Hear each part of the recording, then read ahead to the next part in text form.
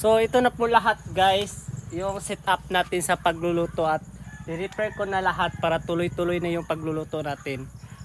Bago lahat yan, inanda ko na yung tubig ko guys at ito yung gulay. Kinunan ko na siya ng yung mga daot na siya, di na siya magamit. At ito yung mga ingredients natin, may toyo, oyster sauce, asin, bitsin at suka. So, yung lutuan natin yung butane. At yun, let's go! Ito na lahat guys, hinanda ko na yung mga kailangan natin sa ating pagluluto. Kasi yung lulutuin natin yung pakbet. So ito yung gulay na kinuha natin ganina sa Kunting Farm. Inuunan ko na siya ng mga sira guys para malinis na siya. Pero hugasan pa natin to bago natin siya mahiwa. So ito yung mga main ingredients ko guys. Meron tayong toyo, oyster sauce, mantika, bitsin, asin. At yes, yung gulay natin, ito lang. For pakbet natin, may kalabasa tayo, talong, ampalaya at pichay. So na guys, maghiwa na tayo ng siyempre yung mga sangkap natin. Yung main sangkap lang natin guys, yung sibuyas at ahos. So guys, unahin na muna natin yung mga sangkap. Hiwain mo muna natin yung sangkap bago yung mga gulay.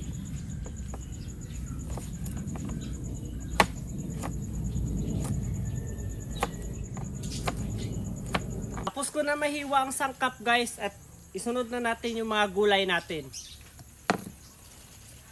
Una muna tayo sa pichay. Kunin lang natin yung may mga masisira pa. Huwag nating isali yung sira. Iwa muna tayo sa pichay.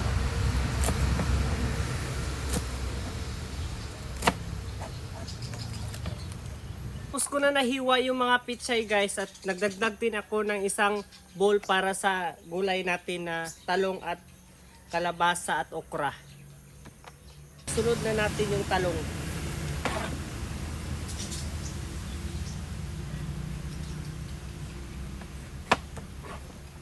So perfect yung natin yung talong natin guys, walang sira.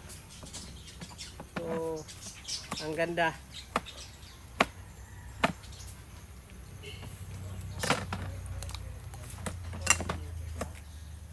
Hiwain lang natin, isa-isahin natin hiwain. Maganda yung talong natin guys kasi walang sira. Hindi walang uod. Wala din sira to guys Perfect na perfect talaga yung talong natin ngayon guys kasi walang mga uod. Wala talaga siyang sira. Buti na lang hindi siya nasira ba. So isunod na natin yung ating kalabasa. Kunti lang. Magbalat na tayo ng kalabasa.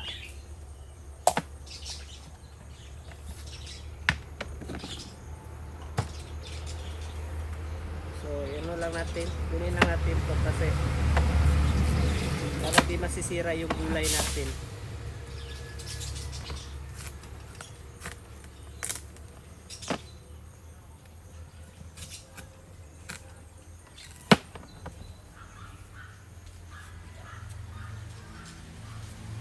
Wag na natin kunin ng balat guys kasi sabi nila nasa balat daw yung mas sustansya. Yung sustansya nasa balat daw kaya wag na natin tukunin yung balat. Hiwain na natin siya diretso.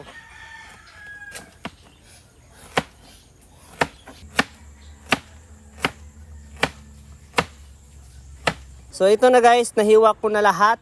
Nahiwa ko na yung talong, kalabasa, okra at pichay. At yung sangkap natin nahiwa na kaya magsisimula na tayo magluto. Let's go! Magsisimula na tayo magluto guys kaya iuna natin yung butane natin. At painitin lang natin yung lutuan natin. Kapag mainit na lagyan natin siya ng oil.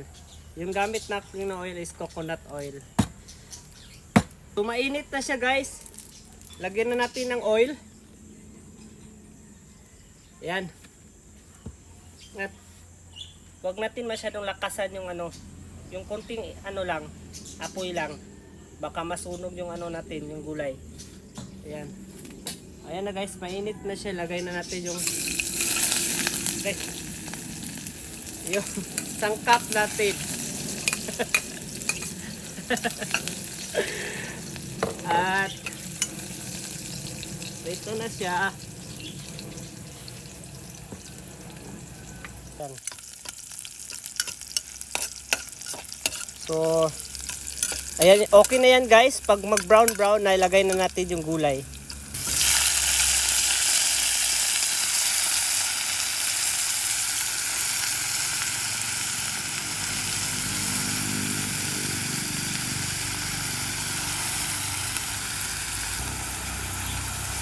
Fresh na fresh. Mix lang natin.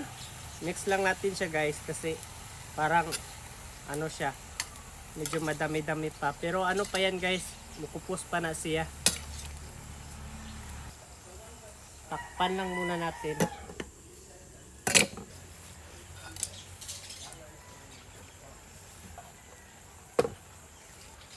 Lagyan na natin siya ng konting ano guys. Konting asin. Konting asin lang. Huwag marami baka ano. Konting asin lang para mag-absorb yung alat sa ano sa gulay. Konti lang guys. Lagyan na natin siya ng ano. Lagyan din natin siya ng konting bitsin guys.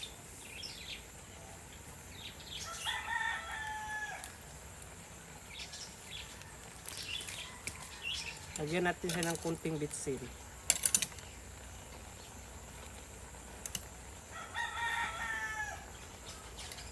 Parang medyo ano yung ano natin na lalagyan guys.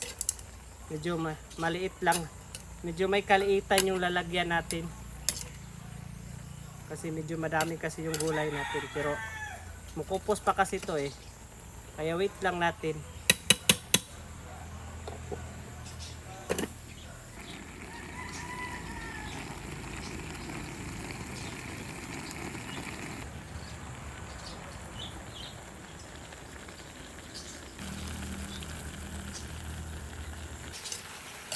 Kung napapansin nyo guys, medyo malambot na yung mga gulay natin. Lagay na natin yung pichay.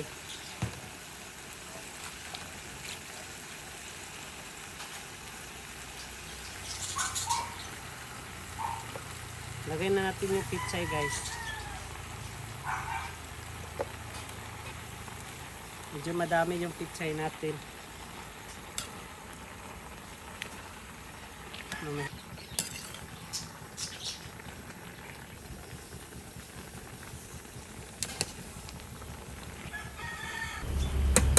Palambot lang muna natin yung pichay guys bago natin lagyan ng oyster sauce.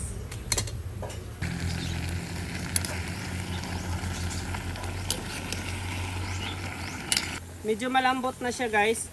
Lagyan na lang natin kunting ano, oyster sauce pang dagdag lasa. Kunti lang.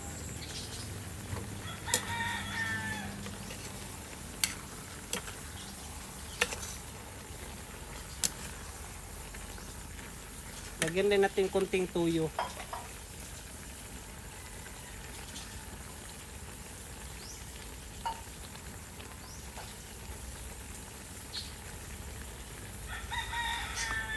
Nip.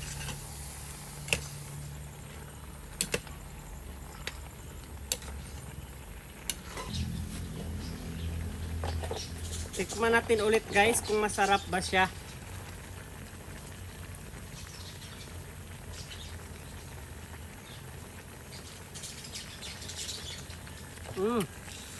Super sarap.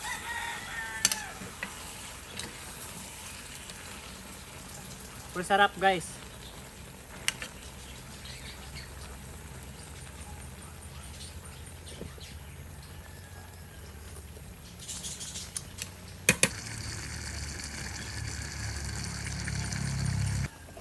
Tikman natin guys.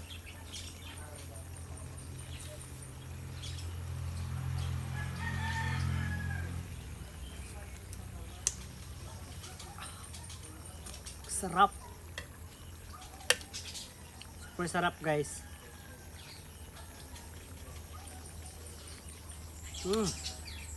Ang sarap.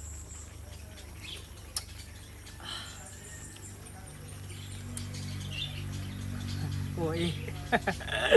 Super sarap guys. May pang-ulam na tayo at yeah, 'di ba? Fresh from the farm. Super sarap nating gulay. May ulam na tayo pang-ulam. May ulam na tayo pang hapunan. Kaya yun lang po guys. Bye-bye.